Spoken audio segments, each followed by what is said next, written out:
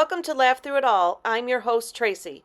Join me in this heartfelt episode as I talk to a grieving parent who shares their profound journey of loss and resilience after the unexpected death of their child. Thank you so much for joining me today. I know this is an extremely sensitive and unimaginable topic. Losing a child is something that no one, nobody could ever possibly fathom. And so I appreciate you coming on with us today and just kind of talking about your process and how, the grieving process has gone for you and what's worked for you. So first, thank you so much for doing this. I Of appreciate it. course, of course. So why don't you start off by telling us a little bit about Gavin and what made him so special? Okay. So Gavin was our oldest. He was our oldest of seven, but we now have eight. So there was one that came after him. He was 17 when he passed away. He made a great first child. I used to joke and laugh all the time because our second child and him, Gavin and Brett, they're only 10 days less than a year apart. So they were like having twins almost, but they were complete different personalities because he was like super cool, calm, collected. Very rarely did he get worked up. And Brett was like, would do everything he could to antagonize him and get him worked up, but it never really happened. So when we got pregnant with Darren and Brett got a little brother, he was like, it was like the best gift ever because he could just get him so worked up and upset. So I used to laugh all the time because I was like, thank goodness they were born, that Brett wasn't born first. I mean, Brett's an amazing brother too, but the whole Sure. dynamic would have been different. Um, he was really, really intellectual. He had a really dynamic personality. He was kind of goofy. He was kind of chubby. He had a lisp. He wore thick glasses. But he worked with all of that to become like, he worked a little harder to be an athlete and he ended up becoming an incredible athlete. He had tons of friends and he had a real soft side for people. I almost thought he always kind of showed like more empathy than the average person. It was almost like he could read people's emotions or feelings. He lit up a room. He was a different breed for sure.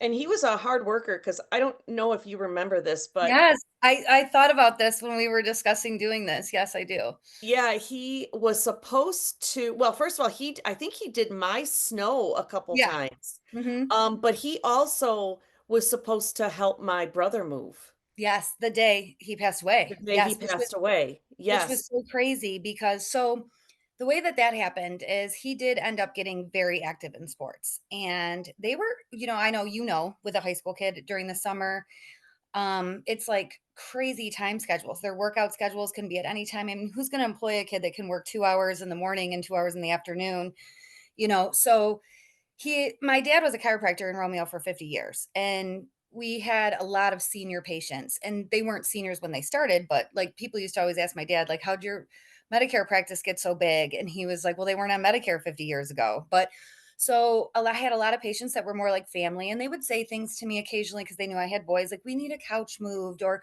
we need something, could they take our patio furniture out? And Gavin and Brett, I used to give them a nickname of the muscle and the mind because Brett is like very mathematically minded, very engineer, and Gavin just had like superpower strength and he had like the personality to boot, right? So they worked really well together. They always did. So he was like 15 years old, almost 16, and he said to Chad and I, he's like, I think I'm just gonna start my own business. And we kind of laughed through it, right? Like it was a joke. He's like, if I'm doing this, it would be great. I could start at 6 a.m. He was a super early morning person.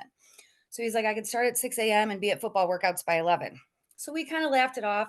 And then within like a week, he had business cards. My niece was a graphic design artist, so she made his business cards and he had t-shirts made. And all of a sudden, it just like snowballed into this thing. And I'm like, you've got to be Right. kidding me. And then before he passed away, by that time he was 2 years in, he had like 5 or 6 football kids that worked for him.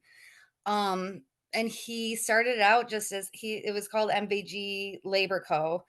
And he came up with this great slogan. And I was like mortified, right? Because, of course, most of his people were seniors to boot. And then he did a lot of work for single moms, to be honest. Like if they were getting new Yeah. carpet, he would go and move their furniture out. Like, but his big slogan was, we'll do the shit you don't want to do. But he put an asterisk in where shit is so that it wasn't. And then he's like, it's in cursive. Like, I feel like it comes across soft, but I was like, you can't do that.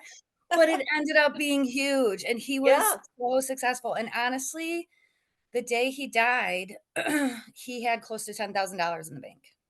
Wow. Yeah. He had he really did well for himself. That's amazing. Yeah. Yeah. So then, yeah. So he typically didn't spend the night. He was kind of like the older brother, even in his friend group. Like that was just kind of his. So he did a lot with friends. He had a very social life, but he very rarely spent the night away from home. And that Mhm. night, ironically, the night before, he had said to me, I don't have to work until 11:15 tomorrow. That's when he was going to meet your brother. I think he was moving him. Yes. He was really good at loading a moving truck. That was one thing he was really good at. But so he's like, "Do you care if I stay the night?" I'm like, I don't care at all." Like that was just something, but then, I knew immediately in the morning when he didn't answer because he was a morning person that I mean, I just knew something was wrong. So can So, you kind of give us a little information about that, about what happened? yeah. So I've never been so we'll probably get into this later, but um I've never been real shy about the fact that there was drinking involved. I mean, I think it's important for high school kids to understand, especially because he was a very responsible kid. And I'm not just saying that. I mean, even after he died and there was drinking involved, the school counselors would call me and they'd be like, there's 300 kids in here that are like, no way. There's no way he would have gotten behind the wheel after drinking. But I think what's important is these kids think it's like, okay to share a beer, have a few beers around a bonfire or something. But when you get into like heavy binge drinking, you don't make the decisions. Like we know that as adults. Like Mhm. it's not them making the decisions that they're making. So it started as a really innocent evening with friends. And ironically, Darren, who's my third son, is best friends with like all my boys had like generational friends. It's weird. Like they all were friends with the little brothers of the Yes. little brothers of the little brothers. Like it goes all the way down Mhm. the line. So he had actually spent the night there too that night. Because my son Gavin's best friend Connor's little brother Ryan is my son Darren's best friend. Okay. So I think started out innocent. My nephew was there. They had there was like a friend group of four of them. I think they were drinking and having a good time, and there was some squabble that happened, and Gavin and my nephew were almost more like brothers, but they had different personalities. Like, as nice as Gavin was, there was times where he almost was, like, lecturing, and so there was a little bit of a disagreement. One decided to leave, and Gavin decided to follow after. So, that's basically they do know, though, I will say that the he did hit a deer. I mean, that the deer Okay. is definitely a part of it. There was also a recall on his car that we had no idea of, so there was no airbag. Um, Oh, and did you think that there was an airbag? no, I didn't You find did. that out till after. It was Oh the my craziest gosh. thing. I had never once received an airbag recall notice on his car until the week after he died. And it was a huge one, and it was crazy, and that was a big thing for me, is I was like, "I can sit here and sulk on this, or I can realize that, yes, that airbag may have kept him alive, but would it have kept him in a state that was even Right. worth living, in my Right. opinion, or put me in a position that, to be honest, I was so thankful I never had to, like, take him off life support. I have the utmost respect for people Mhm. who have to go through that, but for me, I was like, I have to it just it was how it was meant to be for me, in my opinion. And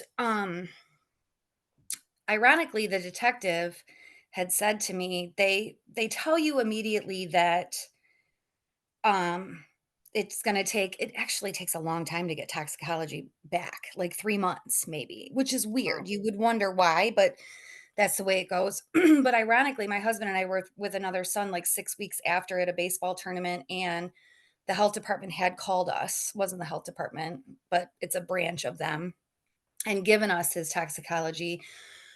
So, like 6 weeks later, when the detective called me, who I actually kind of bonded with because he had a son the same age, he had said to me, he was unaware that we had already known what it was, and he said, "I can't really tell you what to do, and I can't really tell you what to say."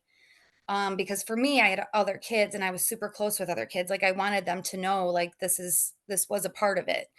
But he did mention to me, he was like, I know this sounds crazy, but I don't think you should ever share exactly what his toxicology was. And the reason is he said, in all my years of doing this, I've never seen a tragedy like this spread to so many different school districts. And Gavin was a traveling wrestler. He knew a lot of kids. He often made friends with his opponent. So he had friends everywhere. Dakota, Chippewa Valley, Eisenhower, all these things. And the detective's son actually was from Chippewa Valley, but he said to me, he said, I just feel like if you put it out there, these kids are going to think, well, Gavin had 6 beers and I only had two. Or so he was like, I just think that you leave it at what it is and just let them know that drinking was involved, period, and not Okay. put a number on it. Basically, Mm-hmm. you don't get behind the wheel, right? Right. So, and and the strangest thing for me was is Gavin and I were so close, and so was Chad. I mean, we talked about it all the time. My mom's mom died in a drinking and driving accident when my mom was 15. Mm, And it was just something that we always did. Like you can call anytime. My kids have never seen Chad have more than a beer and drive. mhm. I mean, we always had lined up drivers. So, but again, that to me comes into the binge drinking. Like you just don't think when there was a little bit of heightened emotion, right? You make decisions that you wouldn't normally make. Right. Wow. And so you woke up knowing because you tried calling him and Yes. like at that point you didn't know that he had left. He left No. the nighttime. He left at nighttime? His accident, I think, was approximately around 4:20 a.m. Saturday Okay. morning. Okay. So, what happened was, ironically, Brett, my second son, who was a varsity or a sophomore on varsity, it was his first big game that he was going to be able to start as a catcher on varsity as a sophomore. It was a big deal. And Darren actually also, who had spent the night with Gavin at his friend's house the night before, had a softball tournament. Well, I woke, so I was like, if you guys are staying the night, I don't have a problem with that, but you have to be home by like 8 a.m. because Okay. we have all this other stuff going on, which was no big deal because Gavin was an early riser, right?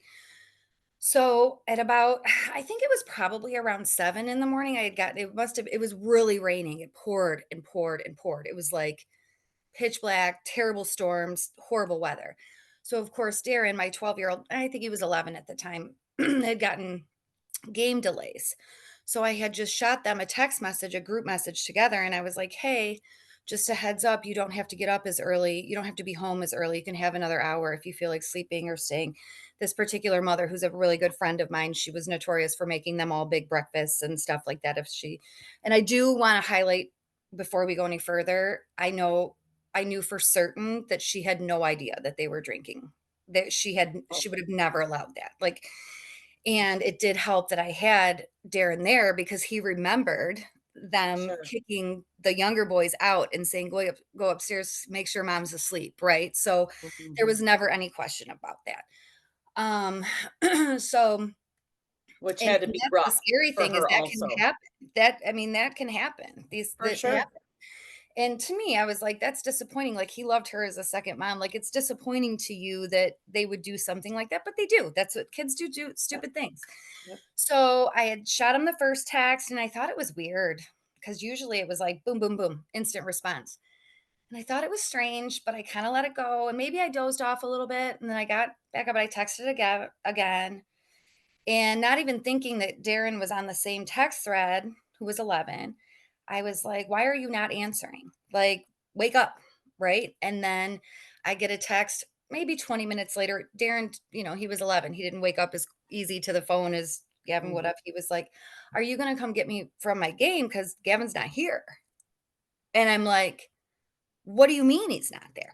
So now I'm like a basket case, right? And I don't know how, I mean, Chad, my husband, he's pretty calm, collected. He doesn't get real, but I was like instant, like whipped myself out of bed. I'm like, what do you mean he's not there? And so he's like, he went home last night, I guess. And so knowing in my head, I would have known if he came home. His bedroom was in the basement. I ran downstairs to see if he was in the basement and he wasn't in the basement. So now I'm like freaking out and Gavin and Brett weren't real troublesome children. But they definitely had a bond where if they would know where the other one was. There was whether they were together or not, they were like thick as thieves, right? So in the meantime, my sophomore, who's headed to his first game that he's going to start as a sophomore, he's driving on his own to Chippewa Valley, and I called him and I'm like, "Where's Gavin?" He's like, "I have no idea." In the meantime, my husband could track him, so he's like, "He's at a house. He's at 28 in Mount Vernon." He rattled off the address, like he's at Mm. somebody's house. And I was like, okay. So I called when I called Brian, I'm like, who the hell lives at 28 Mount Vernon? He's like, I don't know anybody that does. Like I have no idea. So um I was on my way to pick up Darren, which was just right around the block, but I must have had enough time to call my nephew. And my nephew was like, "Oh, he went home last night because he had to work this morning." And I'm like, "No, he didn't have to work this morning, though. That's the thing. He didn't have to work till 11." And I could kind of sense a little bit of panic in my nephew's voice, but not, you know, crazy. But um, so as soon I kind of hung up with him abruptly as soon as Darren came out because Darren was only 11. I didn't want him to see me like it's Mhm. weird what your body goes through, like like the emotions that you go through. So when I got Darren home, I went upstairs. I told Chad, I'm like, I'm like, I just know. Like and he's like, you're, calm down. So I was kind of freaking out. I had left my car with all the doors open in the driveway. And I went in, I'm like, well, I'm going there. Like, I'm gonna drive there. And by the grace of God, because I feel like it was probably the best thing that could have happened.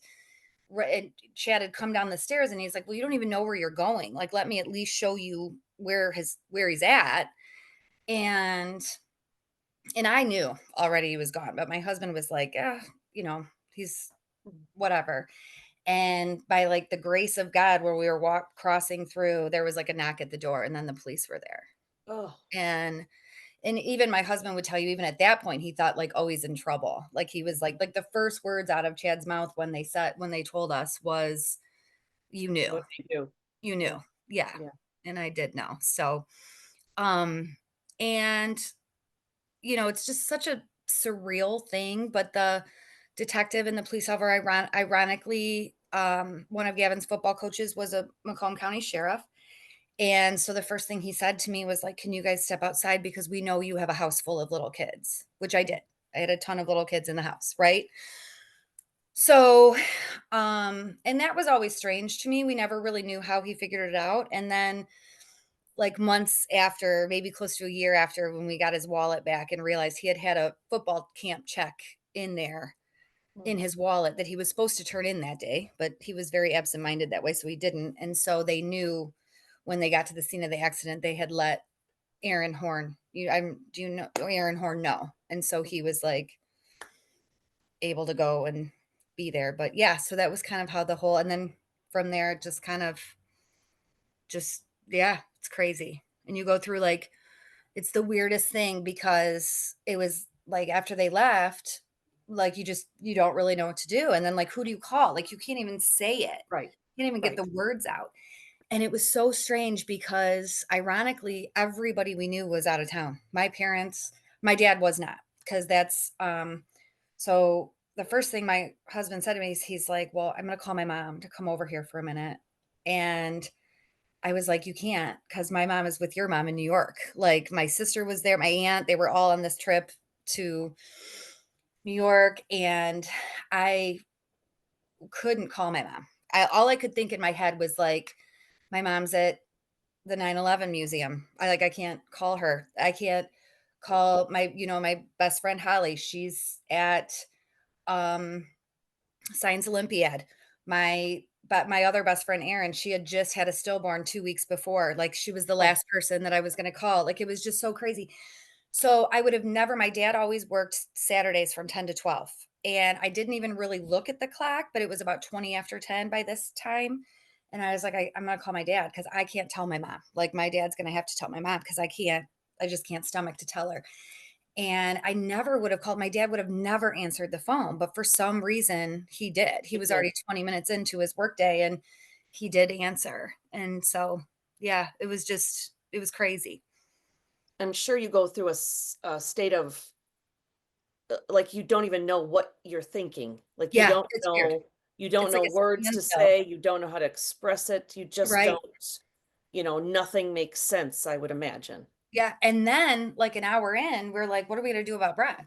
Like, oh my gosh, like, Right. Brett's at this and ironically, we were close with a lot of the families, but one of the families in particular, and he's a very well-known businessman in the area, is married into Chad's family, so, like, we kind of think of them as family, but we're not actually related, and it was like a light bulb went off, and Chad's like, I'll call Pat, Yeah. and Pat'll get him home," and he did, so but it was just one thing after another. It was just a really crazy whirlwind of events. As far as the grieving process goes, how did you navigate through the It's it's really crazy, and I tell people all the time, it's like it's a very intimate and, like, private process, like, you can't really pin like, I couldn't talk to s about somebody else or how they would do it, and one of the biggest things I can say that was hard for me to learn was to be patient with other people grieving the loss of my child. You know what I mean? Because Yes. it was really hard to be respectful and, like, remind myself that they're whether it be grandparents or aunts and uncles or friends, it was everybody was grieving this loss with us. And I really had to walk myself through learning how to, like, be patient and appreciate that, like, appreciate how loved he was, but that not everybody was gonna grieve like I was. Mhm. So, I can tell you I didn't really even feel like I mean, I definitely was grieving, it was horrible, but it's like this heavy sickness, like, that you can't like, I try to describe it, it's like you feel like you have the flu, but you don't, and you feel like you're starving, but you can't even eat. Like, I Eats. always tell people, "Please don't send an abundance of food," like, that's the first thing they wanna do. I'm like, "Nobody's gonna eat it. Yes. It's gonna end up in the garbage. Wait a few weeks. If you wanna send them dinner, that's a totally different story, but do not bombard them with food because we threw away so much food." Um so it's amazing what shock does for you. Like, shock will get you through. And you know, I knew from the get-go that there was nothing about Gavin's funeral process that was gonna be private. Mhm. And I mean, he was very, very well known, very loved.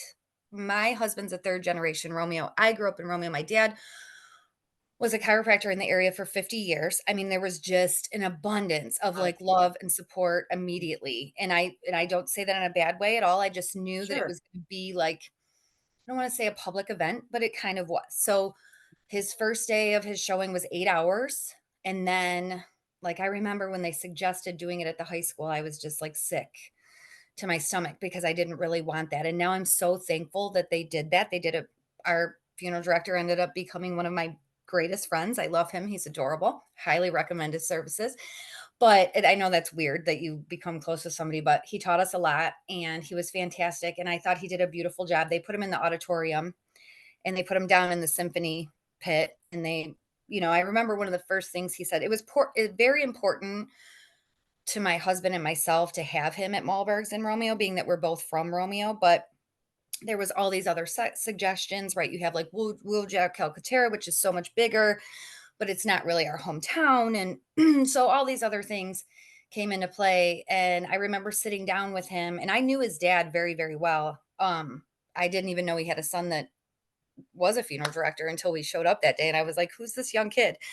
But he had said that he had just gotten off the phone with the um, superintendent, and he was like, no matter where you choose to have it, it's not going to be big enough.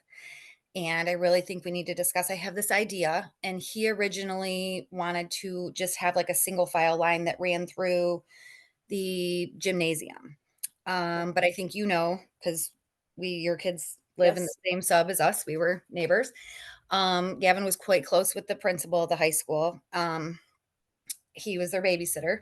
So he didn't want like they had discussed there was a few Laura Reines was my cheerleading coach all through high school. She's a huge mentor for me. They had kind of collaborated together and decided to do it in the auditorium, and they put him down in the symphony pit, and they had all these kids. There was probably 800 kids that came through that day. So that was another 4 hours. And I was very thankful after that, but I had like a pit in my stomach of doing that. And then Sure. the following day was his funeral. So it was 3 long days. And you just it's amazing to me how you get through it, but you do. Mhm. You get through it. And then it was the next day when you Then have to it go starts. back to the funeral home.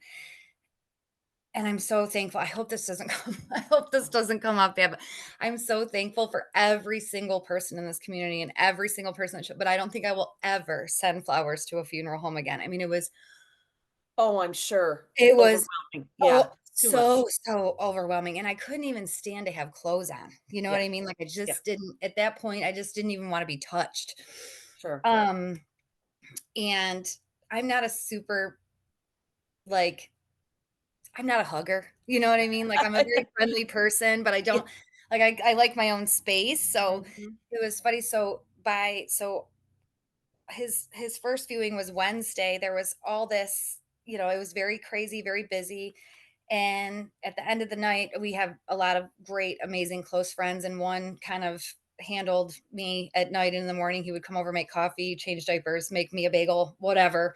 And I had said to him the night before, I'm like, my cheek is sore, like my face hurts. Like I don't know if I slept like this or you're not sleeping that much, but you're like falling asleep in weird positions. And he was like, it looks kind of swollen. And then when we got to the high school the next day, the very first hug I got, and I realized it was not Oh, like your big bear hugs. It was women who were like devastated, right? And they do this like face to face, like cheek to mhm. cheek hug, and and I'm like, oh my gosh, Oh god, your cheek that's was what it is. bruised. Now I'm like pushing people off like Yeah, this because I'm like, don't touch. right. By the next morning, which was the day of his funeral, I had actually was missing skin on this part of my cheekbone. Oh, And I had told our funeral director, I'm like, I was so good. Like, I let everybody hug me. I don't want to be touched today. Like, I cannot be touched today. I cannot do wow. it. And he's like, in all my years, I have never seen, and he still laughs about it. He's like, I tell all my funeral director friends, I had a woman whose her skin was rubbed off. And so within like 20 minutes, he came in and he said, I have a plan. Like at the end of because it was a very packed funeral, he was like, as far as the procession line goes, I'm going to have your friends line up in front of you guys. And I felt for a second like that was so rude, but it was already over an hour. Like Mhm. it was such a relief. It's one thing that I really am thankful for. Even my kids kind of were like, it was like a sigh of relief. Right. I think sometimes you need people who are there to block things. I mean, Yes. Yes. completely different, but I remember Mhm. that when I was giving birth, there Yeah. were there was somebody in particular who was really wanting to be front and center, Yes. Yep. and Mhm. I didn't have to be the rude one. The people at the hospital took that over. I have a So, similar yeah, situation with so one of mine too. I think as much as internally we're like, "Oh," it's like it's Mhm. good to have those people who are willing Yeah. who have no ties to you Yeah. and who can say, "Uh-uh." Yeah. So back to the grieving process, the next day I had to go back to the funeral home, and that's something that I love to offer now that I've had since then, we've had a lot of friends, or we've met people, or we've had friends that have lost spouses or anything, even if it's a grandparent. I always am like, if you need somebody to go to the funeral home the next day or pick up the flowers after, I'm your girl. Like, I am your girl because going back the next day it's the last thing you wanna do. But luckily, I had my friend Holly is like super organized. She handled all that stuff for me. By the time I got to the funeral home, she had everything in well, and all my friends helped her, but she kind of had the plan. So she had everything in rows, and she had a list for me already and a thing of post-it notes of all the people that I might want to give a plant to, anything I might want to donate. But I just had to write their names down and like stick it, and Yeah, it went really well. But so my grieving didn't really start until that day, is I sure. guess is yeah. And That it makes was sense because 'cause you're yep. just kinda pushing forward because you Mhm. know you've gotta get these things done, Yeah. and especially as a mother, you know what I Yeah. mean? You are Yes. so And that was focused. the other thing, right? Like from the get-go, Chad and I were like not only were our own kids important, but those kids that were with my son that night were super important too.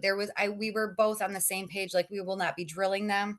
There will be no questions. It'll come out anyways. It doesn't matter. We were Right, worried about them just as much right. as we were our own kids. And I've always been thankful for that. Because again, in talking to the detective that handled Gavin's case, he was like, it's such a breath of fresh air for me to hear that because in so many cases, people wanna blame and they For wanna sure. judge, and they don't know any different, but that's where they wanna put their anger towards, and it really doesn't do anything but No. hash No. out a whole bunch of stuff and hash out a whole bunch of garbage. And it had never really like, I was sad, I was devastated. I think the sadness comes after, for me, at least it did, like, you're just in shock to begin with, and it was the craziest thing because my husband had said to me that day, so we left the funeral home, he went to drop off some different stuff, I went home, my aunt and uncle and cousins had been in town from out of state, and I hadn't had an opportunity to really visit with them. Not that that's but I wanted to at least, talk to them.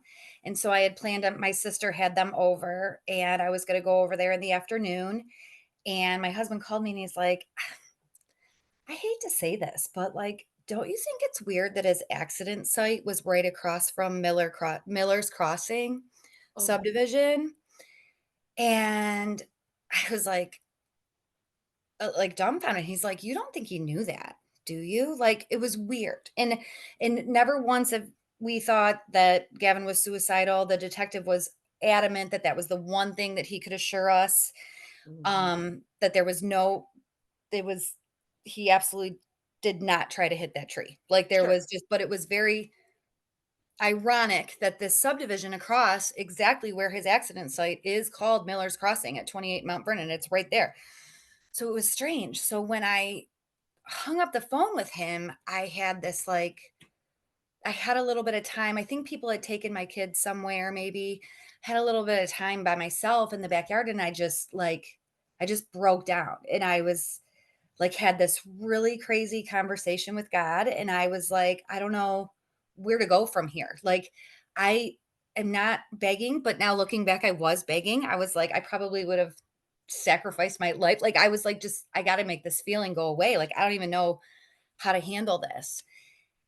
And um it was so strange. So I picked myself up and I made myself go. My sister lived like a mile away from us, and her complex, actually we live there now, has an in-ground pool, and we were outside and we were sitting in the corner in the shade, and just I was kind of trying to visit with my aunt and uncle and like my cousins and try to stay focused on a conversation, but you're just like in a daze, right? And for some reason, the day so my husband used to work he didn't work for John Deere, but John Deere globally was one of his huge accounts. And so that day when I got up, I just did not want to put real clothes on. And I'm not a country person, but he had bought me a t-shirt that was this John Deere t-shirt, which I never wore. I took the tags off of it, but it looked so comforting to me that morning because it was like a loose t-shirt and it was a pink one. And I just threw it on with leggings. And when I walked into the funeral home that day, I didn't realize that Malbergs are big, big farmer people. I mean, I knew that, but the very first thing Henry Malberg said to me was, "Nice shirt." And I was like, I didn't even remember what I had on. So I had to look down, and I kind of laughed because I'm not a country person. I was like, yeah, thanks. Nice shirt.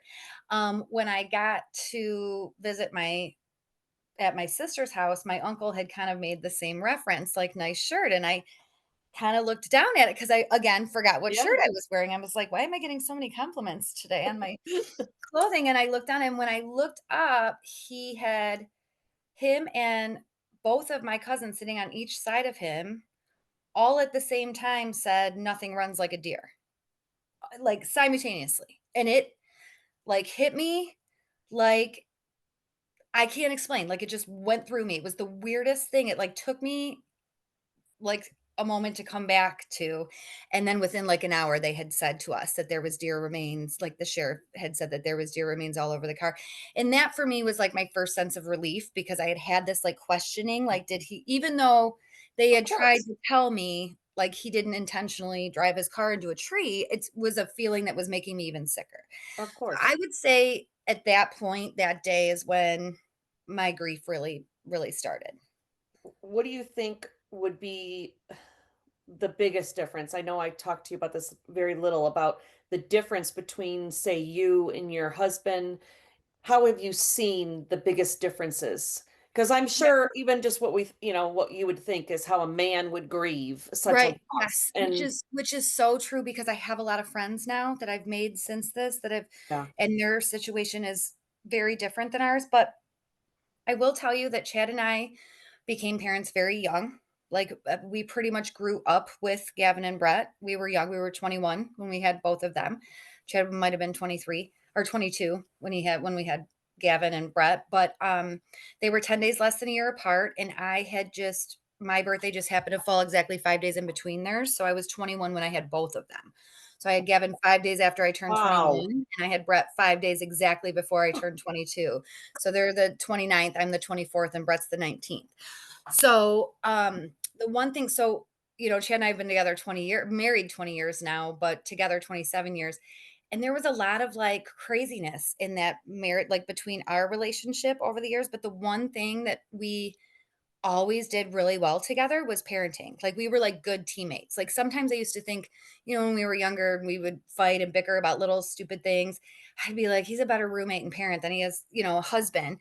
Mm, But we always took it really, really seriously. And I think we're both have a little bit of competitiveness in us that everybody assumed it wouldn't work, but we were like determined to make it work. And it was something like, we've always parented really well together. We've always just luckily been on the same page. We talked through a lot of things, if they were being punished for something or if they were being celebrated for something, like all of our ideals were the same. So for us, luckily, it our grieving paths worked really well together.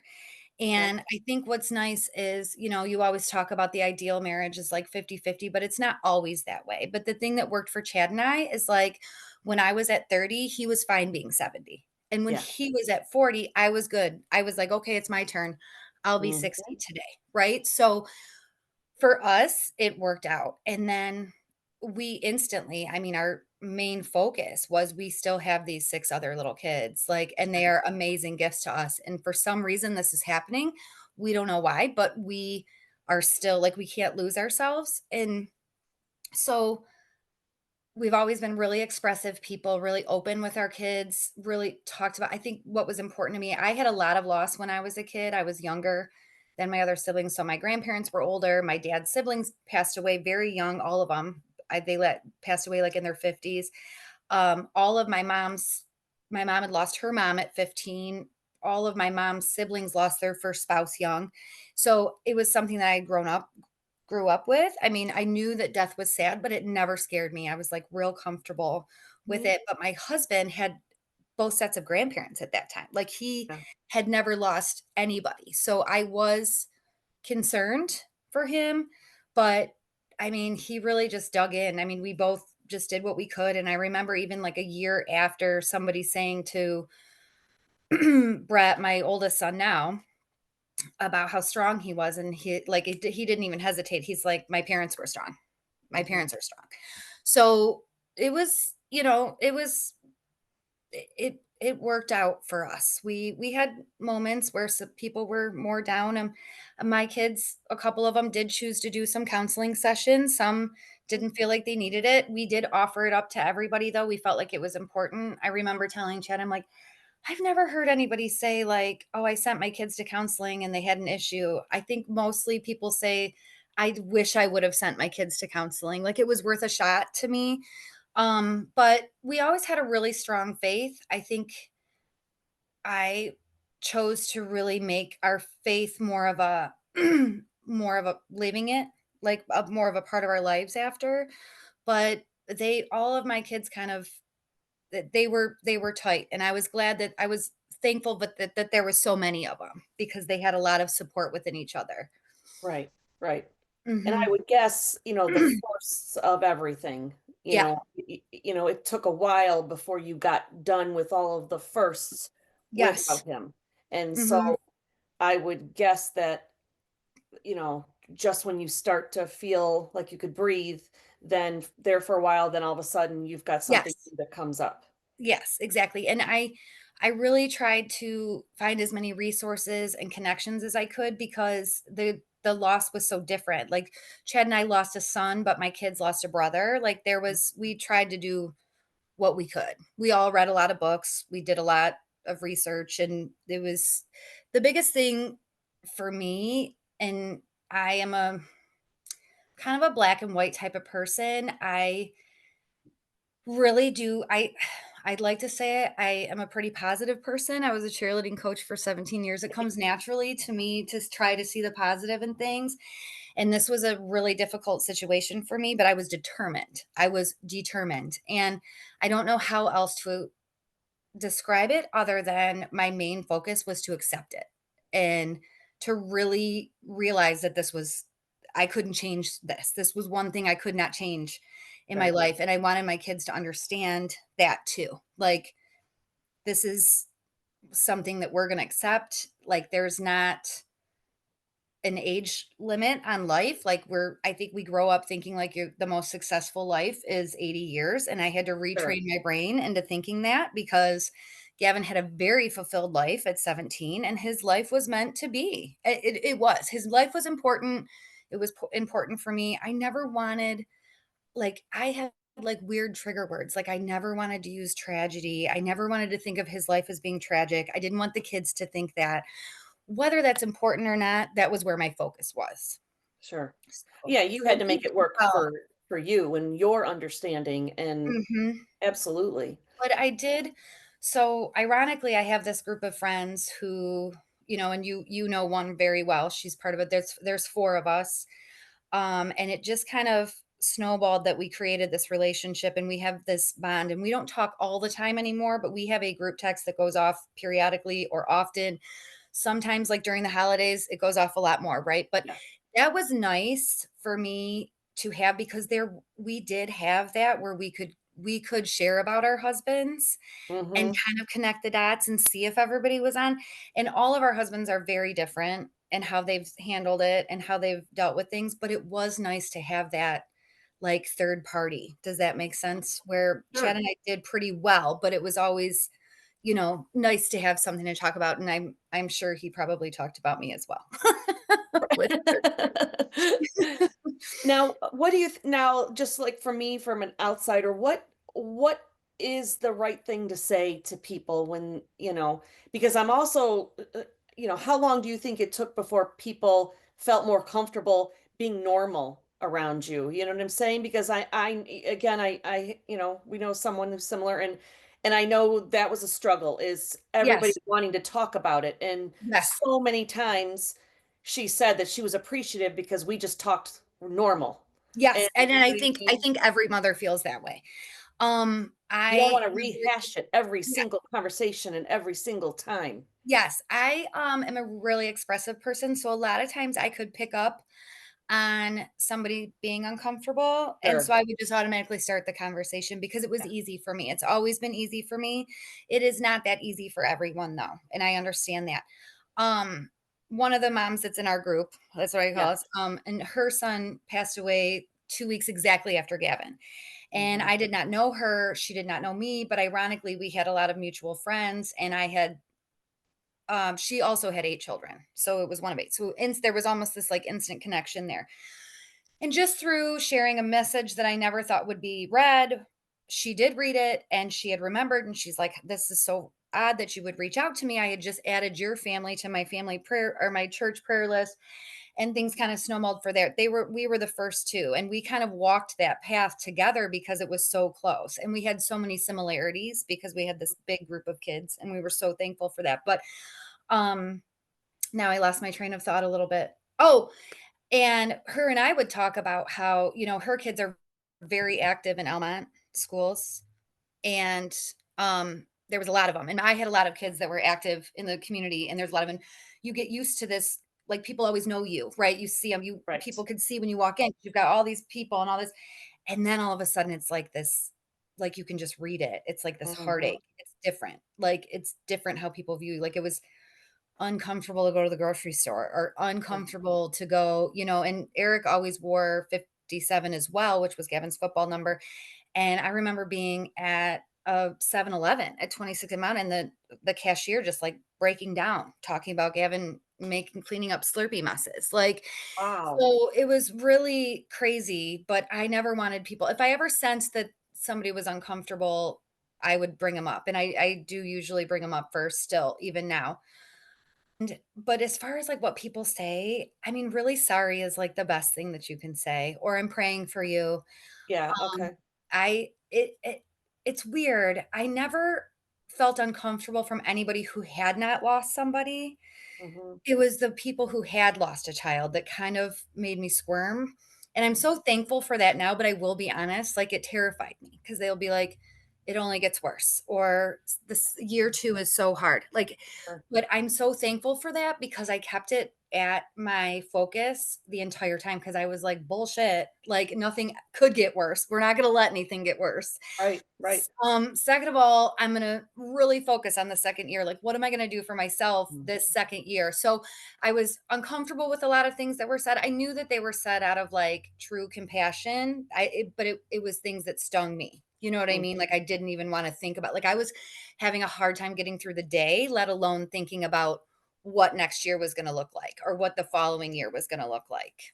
And then of Right. course we had 2020 a year and a half later. So, I Mm. mean, things got even crazier then, but so that's just in my opinion, but everybody is kind of different. Like a lot of people love hugs. Like they're like, "Oh," Right. everybody was like, "I'm Well, sending they you haven't hugs." had It's skin like, "You know taken off what? of their Hold cheek. on to them." Yeah, it was like, "Hold on to those hugs. Hug yourself, hug yourself." Set an air hug. That sounds Yeah. good. But yeah, so I just think the importance is ever I think being patient with people who are grieving is probably the best and showing support. And I always say, like, because I was guilty of it too. I know for certain, especially because of the things that happened. And I had some really crazy spiritual things happen to me. And I'm so grateful for them. But I know it was because people were genuinely praying for us. They Mhm. were genuinely praying for our family and genuinely loving our family. And I just think about that all the time because I was guilty of saying, like, "Oh, I'm praying for you," or sending prayers. But we think that in our thoughts. But so now I'm like really adamant about genuinely praying for people, Praying, right. genuinely praying for their comfort and their peace and just how to move forward. I did a lot of reading. That was like the only thing that I really did. And I read a ton of near death experience books. I don't know why. I think I read like 13 in a month. It was Mm. like crazy, but it gave me peace and I loved reading about them and kind of, I know where I stand with my spirituality and my faith. I mean, Jesus is for me. It may not be for everybody else. He is the answer for me. And I was very, very grateful to be able to see that. And I felt like he was with me the entire time. But I did learn a lot of other stuff through reading about different aspects and what other people believe and different, so it made it easier for me to talk about it with any kind of person, any faith, whether they were agnostic or have zero faith Sure. or whatever. It gave me like a totally different perspective. There was a couple of my favorites, but they're all really interesting. But for some reason I dove into that. It was like the only thing that got me through. What is something that you wish more people knew or understood about losing a child? I think there's a lot of stigma that comes with it because people will say things automatically like it's not supposed to be that way or we're not supposed to bury our children. And like me, because I think out of the box all the time, I'm like, well, I mean, to me, I mean, Mary lost her son Jesus, right? Like, why do we think that way? Why do we say stuff like that? Why do we feel like that when really our whole you know, history shows that that's not necessarily the truth, right? I think a lot of people feel like losing a child is different than losing a spouse. I personally don't feel that way. I feel like grief is, if I had lost my husband young and my kids were young, it still would have been a different outcome than what I was perceiving that my life would be. So I think that Sure. that's important too. I think losing parents is, I lost my dad 3 years ago. It was just as difficult, if not more, some in different ways. So I think what's important is to know that like unfortunately, I don't want to say it's a normal process, but like it's it's okay. I don't Mm. know what else to say. I want to know I know what I want to say, but I can't really put it into words. Like for me, I've made these close mom friends who have lost children and it's so nice for me to know because they are 3 of the most amazing, talented, strong women who come from fantastic families with fantastic kids, and, like, for me, it was such a breath of fresh air to know that it wasn't a punishment. Like, I didn't do something wrong. I didn't Sure. deserve this.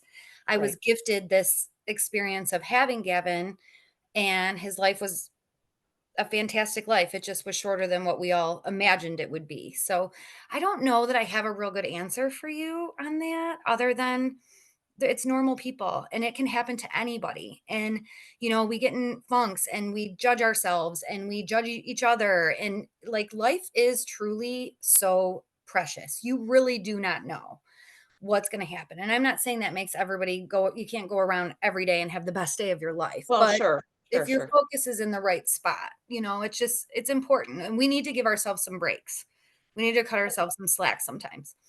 And I do think that, you are a testament to being able to, because it's easy for me to say that I can't imagine, you know what I Right. mean? Hmm. Moving forward, not so much moving on, but you're moving forward. And I Yes. do think there is a difference between Yeah, moving on and taking moving those first forward. few steps is difficult, but once you get going, Right. And you there's probably is a lot of, especially at the beginning, moving forward for your other children. yes. Oh, absolutely. I mean, that was the Because biggest drive. It was the yeah, biggest because you do drive that want we them to still have some some normalcy and things to go, had. Mhm. their innocence to Yes. still be there. And we keep him in our lives all the time. I mean, Right. I like I said, I've had some things happen to me that were crazy. I truly still talk to Gavin every day, and I honestly feel like there's times that he answers me. Like, he is so Mhm. close, and he's still such a part of my kids' lives because we've kept him so active that it's actually funny. Ironically, a few weeks ago, Jane and Genevieve, which are my number 6 and number 7, they were only 4 and 3 when he passed away. Yeah. And they talk about him all the time and they have all these things. And really, when push comes to shove, we see the number 57 all the time, but especially on license plates. And so Jane, who is now 10, she sees them all the time. She can spot a 57 out of nowhere. And I'm talking like 10 to 15 times a day. And it was funny because it came up in conversation. And I was like, do you even have any memories of him though? Him or Yeah. I asked Jane or Genevieve, and they don't. They don't Right. they don't have any. So that kind of stuff can be a stinger, but at the same time, it's funny how much they talk about him without really knowing him Sure. that well. Yeah. And you know what? They may, through conversation and things like that, Mhm. they may, as they get Yeah, and older, we have a lot think of that they're videos and memories. yeah, Right. because You know he what I was mean? notorious for like, he loved kids, he loved babies, so they have so many videos of him with them that he took and different stuff like that. So it's great to have, but there you every once in a while you have stingers because you're like, Sure. I wish they did know him, right? Sure. But and then obviously Maxine talks about him all the time too, and she was born a year after he passed away, but she acts like she knows too. So Knows exactly who he is. yeah, Like, yeah, I mean, for sure. and keeping his memory alive is, important for all Yeah. of them. And I have to say the community has done so much doing that too. Sure. I mean, they came together and put a beautiful park together for him at the library. It's awesome. The girls love to take their friends there. The kids love to go there. It's fun. They have picnic tables out there now, so we were able to have lunch there. That was kind of fun. And I still get, you know, crazy things like his old boss put a well in India for him in honor of his name. Oh, My best friends had a vestment made in his honor, and that is in Nigeria. And so it's what? just very yes, crazy, crazy things. So there's all this fun stuff. There was somebody that did a sculpture for him, like a small little sculpture, but it was one of his past students that did it, and it's in Toronto. So it's like really cool. We still get, even after 6.5 years, we still get all these things. And even just a couple weeks ago, I think, well, it was in September, I got a text message from our friends at the high school. Well, her husband's the principal, and she was like, "We burned, somebody burned out, reached out to Bernie, and she graduated with Gavin, and she wants to give you something. Could I get it to you this weekend?" And it was seriously, because like I said, I don't struggle with a lot of sadness anymore. I'm pretty like we love to tell funny stories but things touch your heart. But boy, did it take me off guard. It like I bawled my eyes out. It was this Oh, full card, 2 pages written about what an influence he was and how nice he was of a person and the way that he could light up a room. And she had come across these little like smile tokens, and so she sent them to us, and she just went, and it was 6.5 years later. Like, we're just so wow. blessed to have that kind of stuff that still pops in and pops out all the time. We can appreciate him. Like I think that's why he feels like he's such it feels like he's still such a part of our lives because he really is Sure. still such a big part of the community. I mean, just a couple weeks ago we gave his award away at the RJB banquet. Yeah. They've been doing that for a few years now. And all those little football players with the 57s on their jerseys. Like Mm, it's just they've done a great job of keeping him alive for sure. yes. Yeah, I know. I mean, obviously I'm throughout the community, so I still see it, Yeah. and it is. Yeah. It's amazing. One last thing is what would be a piece of advice that you would give anybody who's, listening and struggling with the grieving process right now? What is something that you could, I mean, some advice you could give them? I I think what's important is to really just give yourself be patient with yourself. It's important and like talk through your feelings, talk through your emotions. If one thing doesn't work, try another thing. Like I think what's important is to keep your eye on the prize, and the prize is to have peace again. Like, and Mhm. whatever that means for you, if that is, alone time, is that if that is finding a hobby, if that is researching, if that is diving into your Bible, whatever it is, if one thing doesn't work, keep trying something else because there is something out there. And there it is such a good feeling to be able to breathe again and live again and know that you're not the only person. I mean, this happens to people all the time. Find a group. I think grief groups are so cool. I didn't really ever go in one to share because I kind of accidentally created my own, which is amazing. But I'm a super outgoing person, so I was like, I have to talk to you about this. And I'm lucky for that. But I just think there is a lot of support out there, and it like if one thing doesn't work for you, try your hardest to find something else because life does go on, and Mm. our lives are beautiful and they're unique, and but there's nothing better than accepting and being peaceful, finding peace in it and knowing that it's going to be okay and that they're okay and you're going to be okay and everybody else is going to be okay. It's important, but you really do have to take care of yourself first. That would be my advice to the parent, a mother or father first. Like you have to really take care of yourself first. I cannot thank you enough for doing this. I hope, Yeah, I for hope sure. that there's somebody listening and, we could give them a little chance to breathe a little bit. That would be, Yeah. that is my hope, Mhm. is Yeah, for always sure. hoping that we can help somebody that's Yes. going through things that Mhm. maybe Yes, they don't I am even always willing. Yeah. talk about. I I I never have a problem sharing my journey. Thank you for joining me. As always, do better, expect better, and be better. And remember to laugh through it all. Don't forget to check out my Shopify page where you can pick up some Do Better merchandise. Link will be in the description.